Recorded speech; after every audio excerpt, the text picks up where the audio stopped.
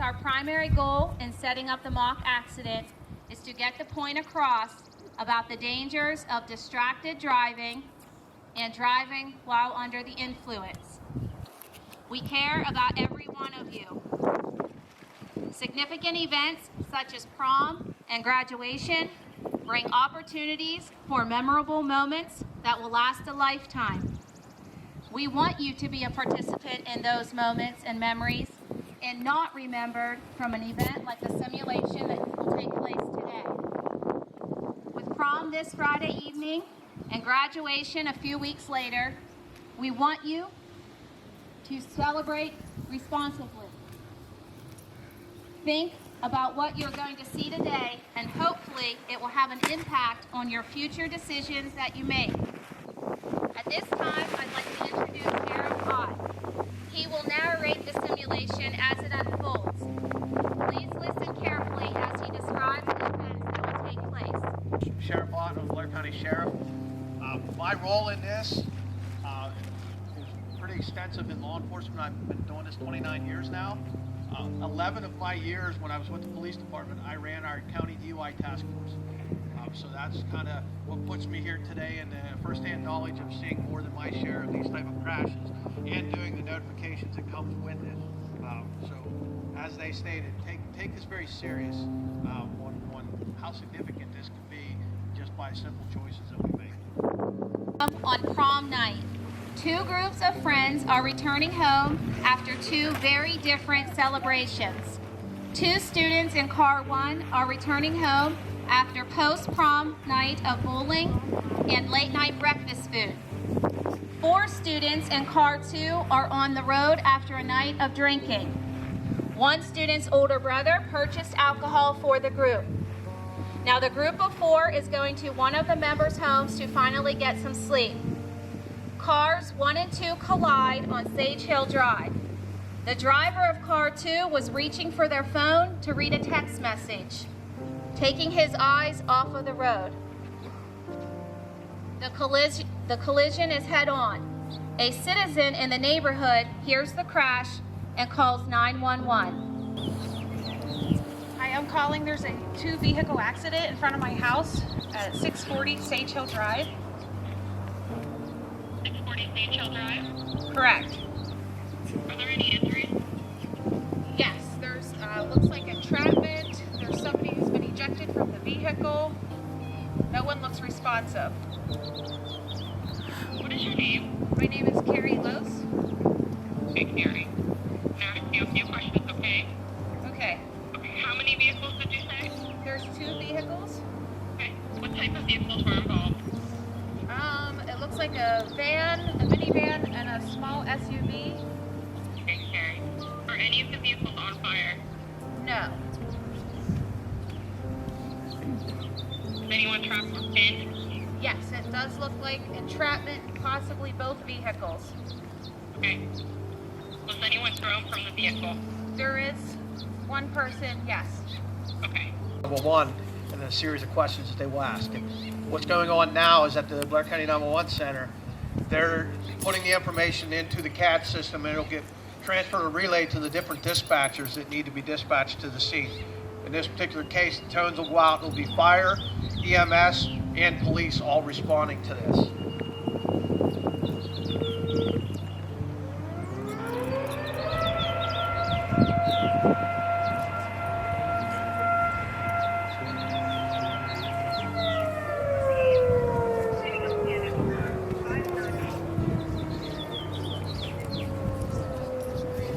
Stabilization makes sure the scene's safe for them, but their first primary goal is to get to the patient. You notice in vehicle number 1, you're going to have Chloe Engel, who's the driver, who's entrapped. She's not able to get out of the vehicle.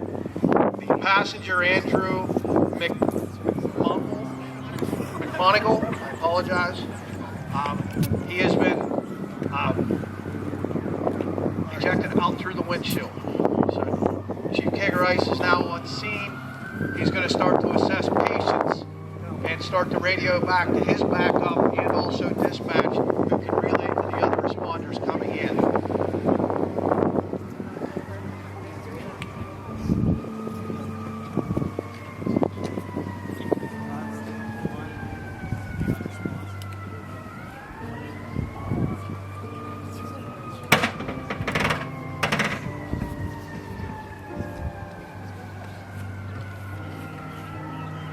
Vehicle 2 is going to be Luke Uplinger, who's going to be the driver, who's intoxicated.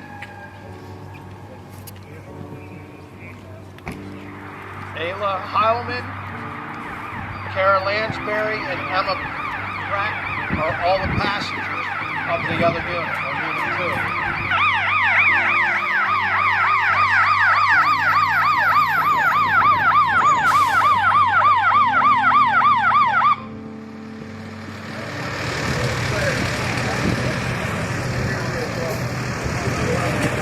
So when you're watching this, keep this in mind. This could be your brothers, your sisters, your relatives, a friend. This could be somebody you just spoke with or were hanging out with. These are the decisions that get made and the effects that can come from that. So notice when fire comes on scene, the first thing you're going to do is have the chief officer come up, assess and start putting in a plan for what he wants his team and his crew to do so that they can stabilize the car, stabilize the scene, and get people out of their vehicles.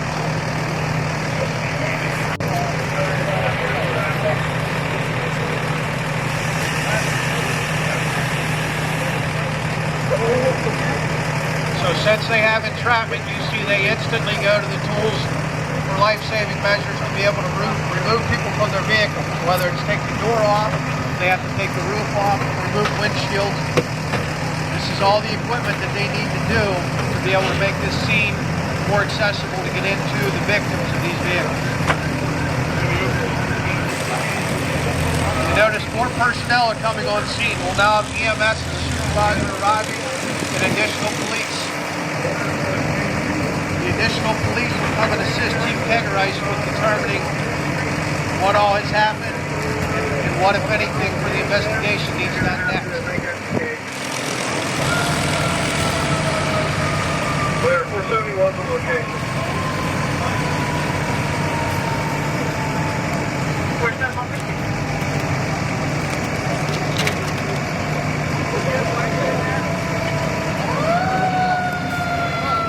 Take information down. They'll need driver and occupant information. Fire and EMS working diligently to try and get to the victims that are still alive, and many are deceased. They'll work with them secondary. You're seeing exactly what takes place when you have a scene like this. The actions that are being taken are exactly what's being done in real life. You just happen to have the blessing of having a simulation instead of this being a real thing. But at no point do we want you to take any less of it. We want you to understand how significant this is. You notice as family members arrive on scene, it becomes more chaotic. You see family, even friends, want to intervene. They're worried about their loved ones. They want to know what's happening. If somebody's safety is on scene, they want to answer. Unfortunately, that puts the scene at risk because these officers have to put their attention trying to calm those folks down instead of working on the investigation.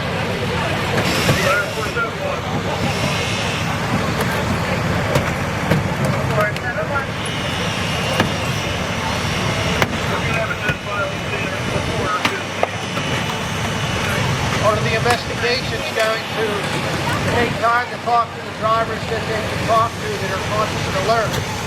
You notice Officer Morris is working with Luke. He's going through a series of questions trying to determine what happened with this scene. How did it get to the point that this collision happened? Keeping in mind that while the chief's working around looking for evidence in a scene that supports anything that may be criminal, also it helps him put the rest of this into plan so that he can put a report together later that gets filed with the state.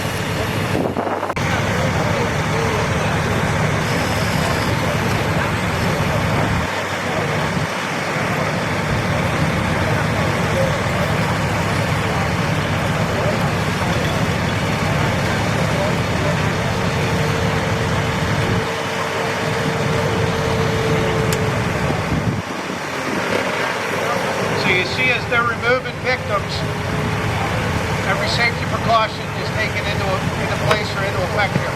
So trying to keep as much mobility lessened as they can. We have collars on for the neck, braces on for the sides of the head using the backboards. We don't know what the extent of injuries happen because of this crash. You don't want to have any additional injuries happen by misuse or mishandling at the scene.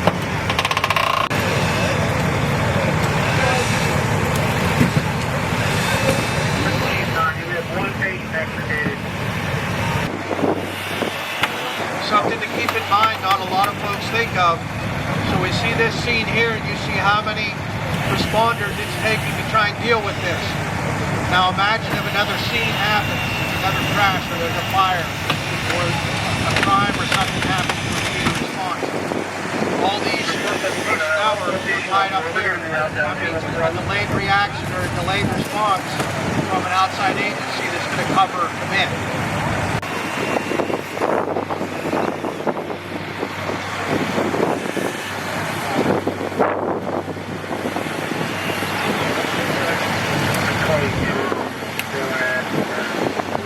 Unlike when you watch TV, television sees this and it makes it look like it's so fast and everything happens quickly. Blink of an eye, people are in the hospital and things are over with. As you can see, it takes time. It takes a lot of pressure and time. It could be the difference between saving someone's life and not.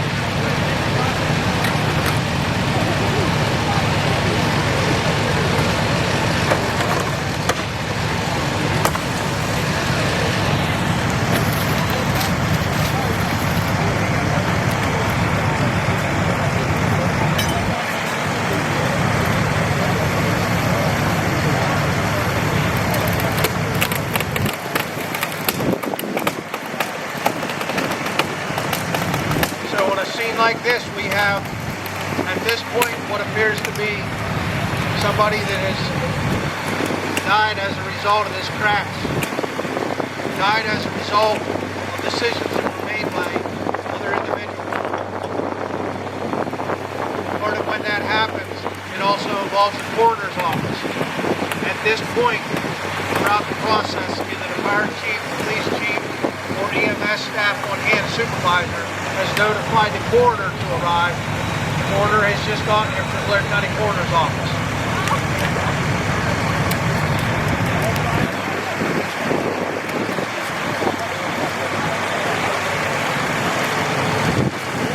As the officers are continuing with their investigation, they'll need measurements, photographs, good field notes, and a quick sketch of the scene that they can put into a report later. Additionally, the other officers are still staying with the driver as they're finishing putting their investigation together to determine what may need done next. I'll remind you again, look how much time it's taking. These guys are working very diligently to try and get this vehicle open to get into the last victim.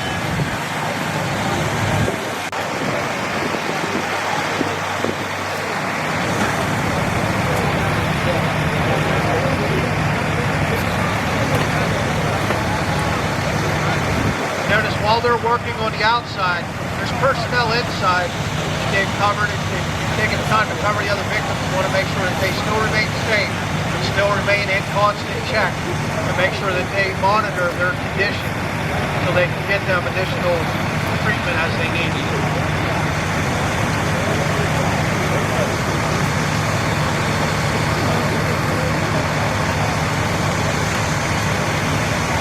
Notice the coroner and the chief, as they're pointing out the fact, the individual that went through the windshield was not wearing his seatbelt. How crucial it is to wear your seatbelt when you're riding in a motor vehicle. So you can be riding down the road doing everything right. You can't control that other person coming the other way. Whether they're on their cell phone, in this case reaching for a cell phone they dropped, drinking, whether it be an adult or a juvenile, putting alcohol behind the wheel, never a good result.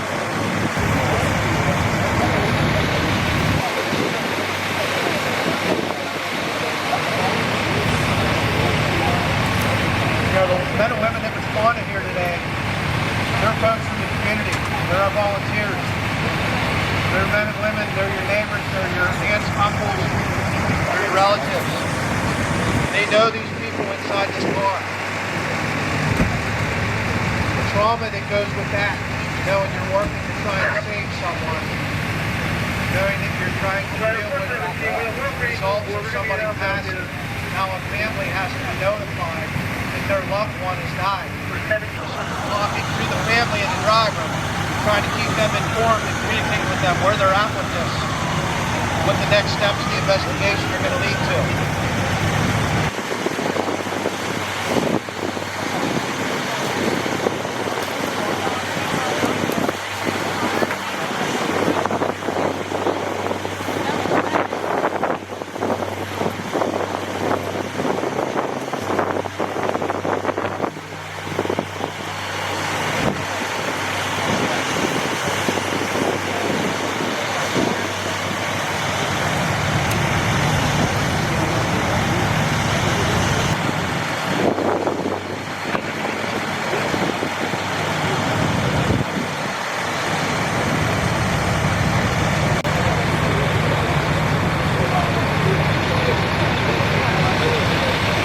You notice at this time the investigation's taken a step further. The categorizations come to the conclusion that there's alcohol involved. They're going to check the driver for a determination to see what his condition is. In Pennsylvania, as an adult, 21 years of age or older, legally impairment, to be legally impaired, your blood alcohol level would be 0.08. Being under 21 years of age, it's 0. Recall a scenario, these kids are high school age kids, under 21 years of age. The very first part of the investigation, there's 4 steps to it. The first step of the 4 is called the SFST. The SFSTs are the test. The first step is the horizontal gaze magnitude. The HDN is an involuntary jerking of the eyes, a jerking movement of the eyes that increases as you have alcohol in your system, or if you have drugs or prescription drugs, legal or illegal drugs. Eyes can range 1 foot off the ground, approximately 12 inches, and hold it there while counting out loud, looking at the tip of his toe for 30 seconds. As you can see, at the end of the conclusion, Sergeant Davis will have check marks to show what all he was not able to complete. The next test that he does is called the walking turn heel to toe test. In that test, he's advised of walking 9 steps heel to toe without stepping off, keeping your heel to toe touching, or at least less than an inch from separation. As Sergeant Davis demonstrates it, that's how he wants that test done. Once he starts the test, he does not stop until he's completed.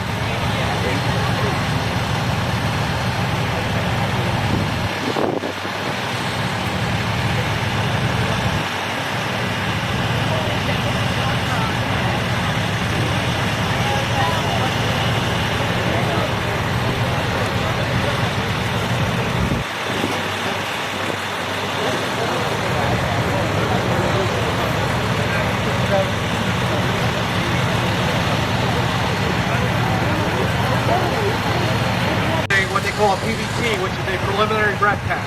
What that does is take a sample of your lung oxygen that you're breathing out. It will tell you whether or not there's alcohol present in your lung system or your blood system.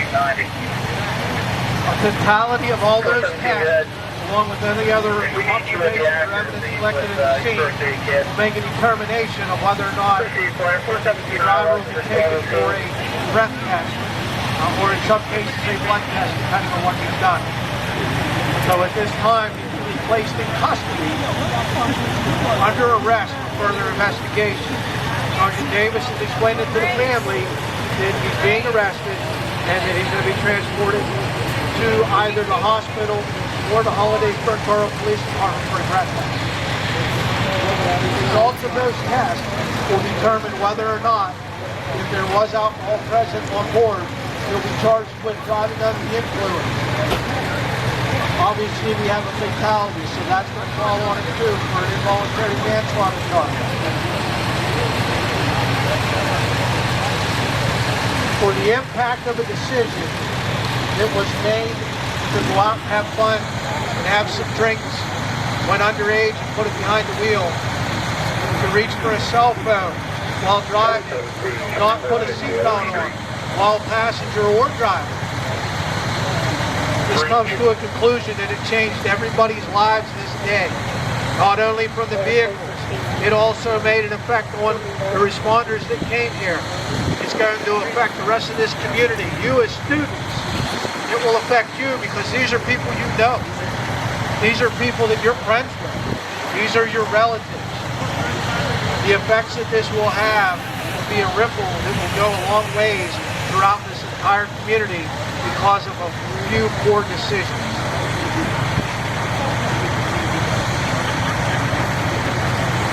I mentioned this was a simulation.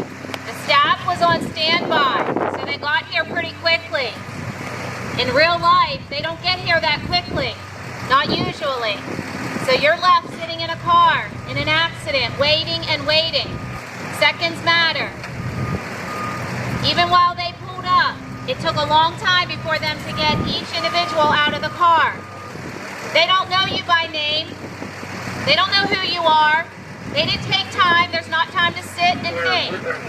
They jumped into action, and their first goal was to get you out safely.